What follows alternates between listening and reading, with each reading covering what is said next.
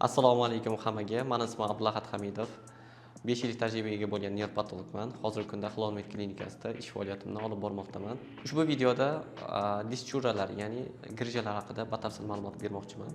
Ya'ni ularni keltirib chiqaradigan sabablar, ularni davolash choralari, asoratlari haqida batafsil ma'lumot berib o'taman. Dish churralar, ya'ni grijjalarni tushuntirishdan oldin insonning normal umurtqa pog'onasini tushuntirib berishim kerak. Bu inson tanasining umurtqa pog'onasi hisoblanadi. Umurtqa pog'onasi umurtqa suyaklaridan tashkil topgan bo'ladi.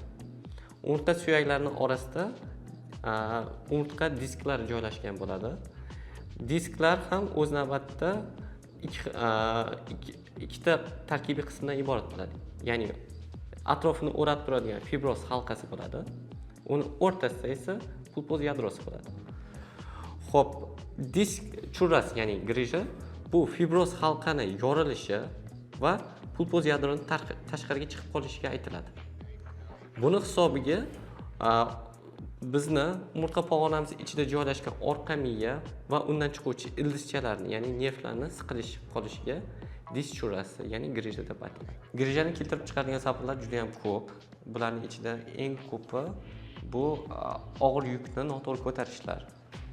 Undan tashqari juda ham semizlik insonlarda ham grijja ko'p uchraydi. O'tirib сидячий работа deydi, o'tirib ishlovchi insonlarda ham grijja uchrash chastotasi, ya'ni ko'proq uchraydi. Undan tashqari tik oyoqda ishlaydigan insonlar, masalan, sartaroshlar, oshpazlar, doimiy tik turib ish faoliyatini davom ettiradigan insonlarda ham grijjani uchrash chastotasi yuqori.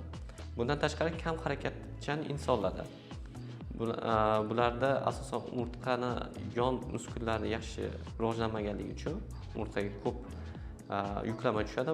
Buni hisobiga grijjalar kelib chiqadi. Bundan tashqari travmalar, ya'ni har xil travmalar, yiqilishlar yoki avtotravmalar ham o'sha dish churrasini keltirib chiqaradigan sabablardan biri hisoblanadi. Shu umurtqa pog'onamizda qon aylashni surunkali ravishda buzilishlari ham o'sha joyda dish churrasini keltirib chiqargan sabablardan biri hisoblanadi. Umurtqa pog'onasidagi osteoxondrozlar, bel yoki bo'yin, umurtqa pog'onadagi protruziyalar ham keyinchalik bel dish churrasini yoki dish churralarni paydo bo'lishini asosiy omillardan biri hisoblanadi. Dish churralar, ya'ni grijjalar turli tumandagi belgilar bilan namoyon bo'ladi. Birinchi belgisi bu beldagi og'riq. Ikkinchi belgisi bu bir tomonlama oyoqlarga og'riqning uzatilishi.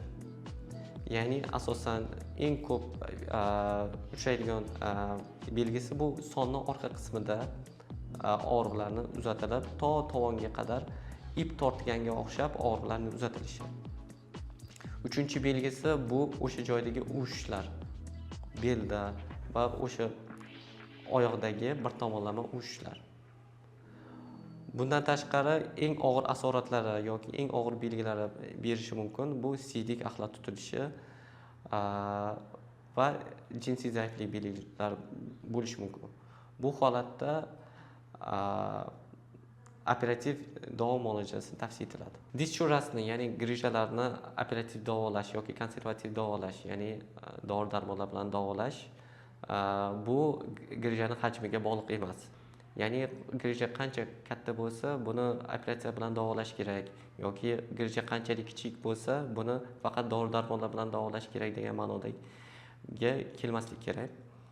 Chunki bu umurtqa kanalining keng yoki torligiga bog'liq. Umurtqa pog'onasining ichida joylashgan mana kanal qanchalik keng bo'lsa, grijja qancha katta bo'lsa ham bu nerv tolani qismaydi. Balkim umurtqa pog'onasi kanali tor bo'lib, kichkina grijja ham nerv tolani qisib qo'yishi, hatto operatsiyagacha olib kelishi mumkin. Disk grijjasini davolashda hozirgi kunda Xilonmet klinikamizda juda ko'p innovatsion usullardan foydalanamiz.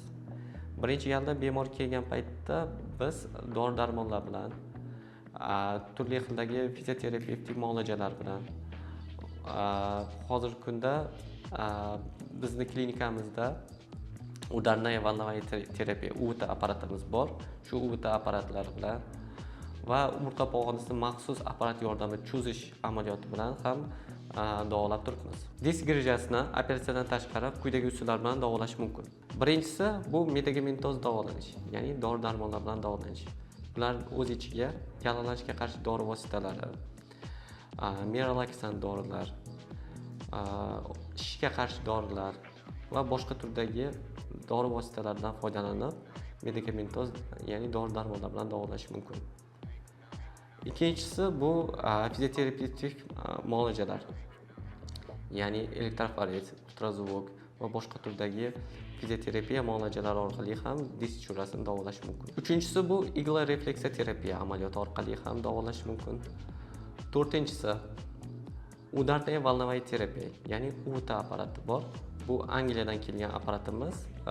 O'sha muskullarimizda va bel umurtqalarida joylashgan bioaktiv joylarga ultra to'lqinlarni yuborish orqali davolanadi. Beshinchisi bu umurtqa pog'onasini maxsus apparatlar yordamida cho'zish amaliyoti. Agarda sizni disk grijasi muammosi qiynayotgan bo'lsa, bizning klinikamizga murojaat qiling.